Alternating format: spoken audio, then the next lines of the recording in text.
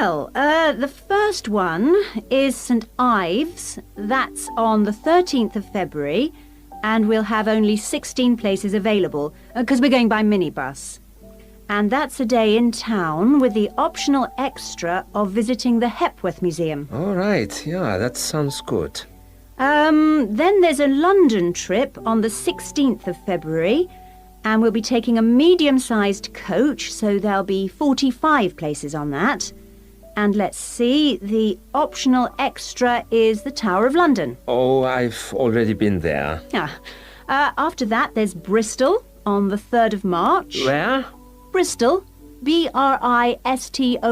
Okay. That's in a different minibus with 18 places available. Oh, and the optional extra is a visit to the SS Great Britain. Okay. We're going to Salisbury on the 18th of March, and that's always a popular one because the optional extra is Stonehenge. So we're taking the large coach with 50 seats. Oh, good. And then the last one is to Bath on the 23rd of March. Oh, yes. Is Bath the Roman city? Yes, that's right. And that's in the 16-seater minibus. And where's the optional visit? It's to the American Museum. Well worth a visit. Okay, well, that's great. Thanks for all that. My pleasure. Oh, by the way, if you want more information about any of the trips, have a look in the student newspaper. Okay. Or have a word with my assistant. Her name is Jane Yentob. That's Yentob. Right, I've got that. Thank you very much for all your help. You're very welcome. I hope you enjoy the trips.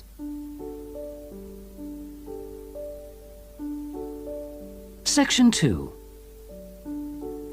Good afternoon, everybody, and welcome to Riverside Industrial Village. To start your visit, I'm just going to give you a brief account of the history of the museum before letting you roam about on your own. I won't keep you long, okay? Now, from where we're standing, you've got a good view of the river over there. And it was because of this fast-flowing water that this site was a natural place for manufacturing works. The water and the availability of raw materials in the area like minerals and iron ore, and also the abundance of local fuels like coal and firewood, all made this site suitable for industry from a very early time. Water was the main source of power for the early industries, and some of the water wheels were first established in the 12th century, would you believe? At that time, local craftsmen first built an iron forge just behind the village here on the bend in the river. By the 17th and 18th centuries, the region's rivers supported more than 160 water mills, and many of these continued to operate well into the 19th century.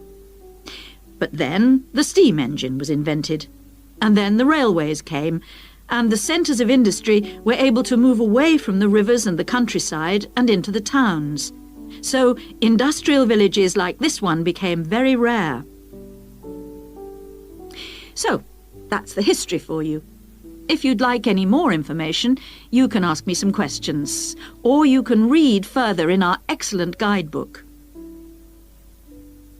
Now, I'm going to give you a plan of the site, and I'd just like to point out where everything is, and then you can take a look at everything for yourself. I've already pointed out the river, which is on the left, and of course, running along the bottom is Woodside Road. Got it? OK. Now, we're standing at the entrance. See it at the bottom? And immediately to our right is the ticket office. You won't need that, because you've got your group booking. But just past it are the toilets. Always good to know where they are. In front of us is the car park, as you can see, and to the left, by the entry gate, is the gift shop. That's where you can get copies of the guide, like this one here. Now, beyond the car park, all the buildings are arranged in a half circle with a yard in the middle. The big stone building at the top is the main workshop. That's where the furnace is, and where all the metal was smelted and the tools were cast, as you'll be able to see. Now, in the top right-hand corner, that building with bigger windows is the showroom, where samples of all the tools that were made through the ages are on display. In the top left corner is the grinding shop, where the tools were sharpened and finished.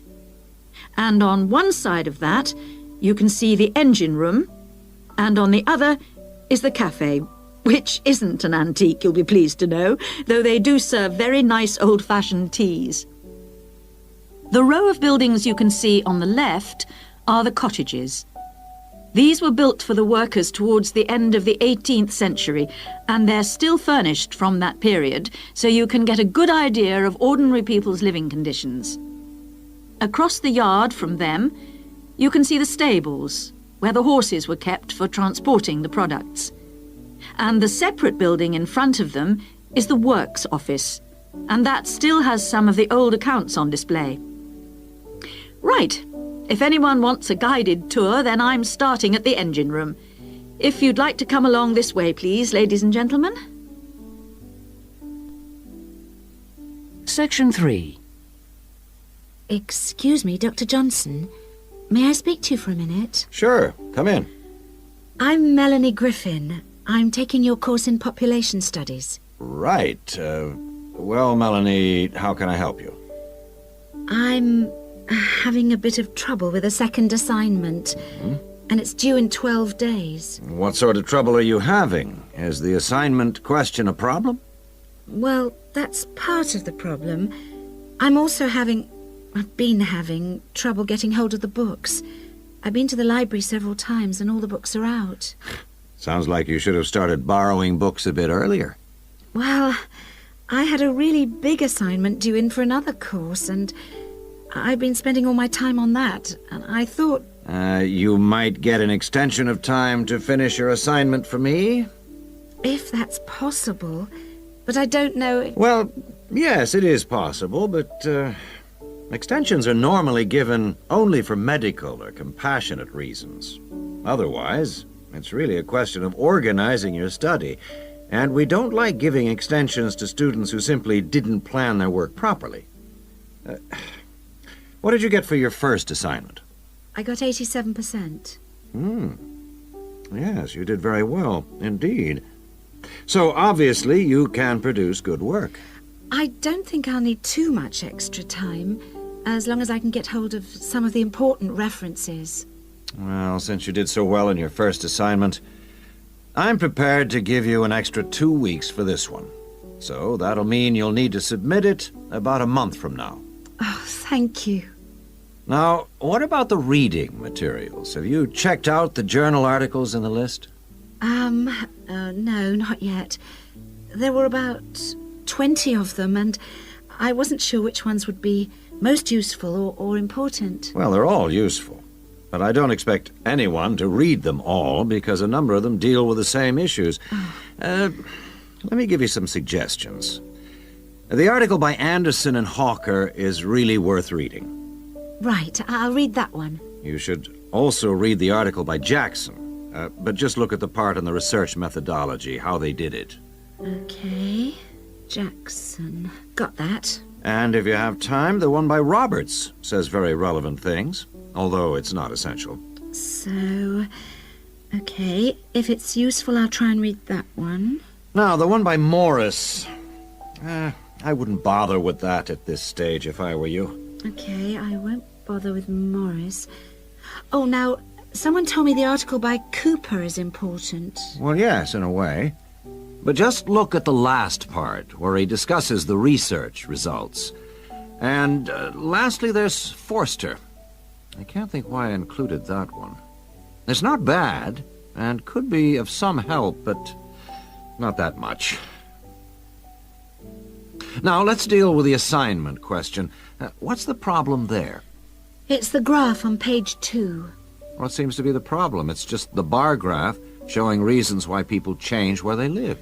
Well, I've got a photocopy, but the reasons at the bottom are missing. Ah, okay. Look at the first bar on the graph. Now, that indicates the number of people who move because they want more space. Oh, I see. Bar 1. Okay. Now, what about the next bar? Bar 2 is to do with the people living nearby, disturbing them. so they chose to move away to somewhere quieter. Now let's look at bar number 3. Another reason people change their place of living is because they want to be closer to the city. Okay. Proximity to the city is an issue. Now, bar number 4 refers to problems when the owner of the property won't help fix things that go wrong. In other words, the owner is not helpful, and so the tenants move out. Okay. Now what about bar 5? Bar 5 is about those people who move because they need a bus or train to get them into the city or to go to work. Okay. And bar 6? Bar number 6 is interesting. That reason was given quite a lot. People moving because they wanted to be in a more attractive neighborhood. Oh, yes. Thank you very much. Section 4. Good day, ladies and gentlemen. I have been asked today to talk to you about the urban landscape. There are 2 major areas that I will focus on in my talk: how vegetation can have a significant effect on urban climate, and how we can better plan our cities using trees to provide a more comfortable environment for us to live in. Trees can have a significant impact on our cities. They can make a city as a whole a bit less windy, or a bit more windy if that's what you want. They can make it a bit cooler if it's a hot summer day in an Australian city, or they can make it a bit more humid if it's a dry inland city. On the local scale, that is in particular areas within the city, trees can make the local area more shady, cooler, more humid and much less windy. In fact, trees, and planting of various kinds, can be used to make city streets actually less dangerous in particular areas. How do trees do all that, you ask? Well, the main difference between a tree and a building is a tree has got an internal mechanism to keep the temperature regulated. It evaporates water through its leaves, and that means that the temperature of the leaves is never very far from our own body temperature. The temperature of a building surface on a hot sunny day can easily be 20 degrees more than our temperature. Trees, on the other hand, remain cooler than buildings because they sweat. This means that they can humidify the air and cool it, a property which can be exploited to improve the local climate.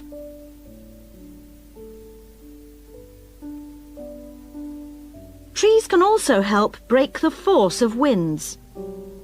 The reason that high buildings make it windier at ground level is that as the wind goes higher and higher, it goes faster and faster. When the wind hits the building, it has to go somewhere. Some of it goes over the top, and some goes around the sides of the building, forcing those high-level winds down to ground level. That doesn't happen when you have trees. Trees filter the wind and considerably reduce it, preventing those very large, strong gusts that you so often find around tall buildings. Another problem in built-up areas is that traffic noise is intensified by tall buildings. By planting a belt of trees at the side of the road, you can make things a little quieter, but much of the vehicle noise still goes through the trees. Trees can also help reduce the amount of noise in the surroundings, although the effect is not as large as people like to think. Low-frequency noise in particular just goes through the trees as though they aren't there. Although trees can significantly improve the local climate, they do, however, take up a lot of space. There are root systems to consider, and branches blocking windows and so on. It may therefore be difficult to fit trees into the local landscape.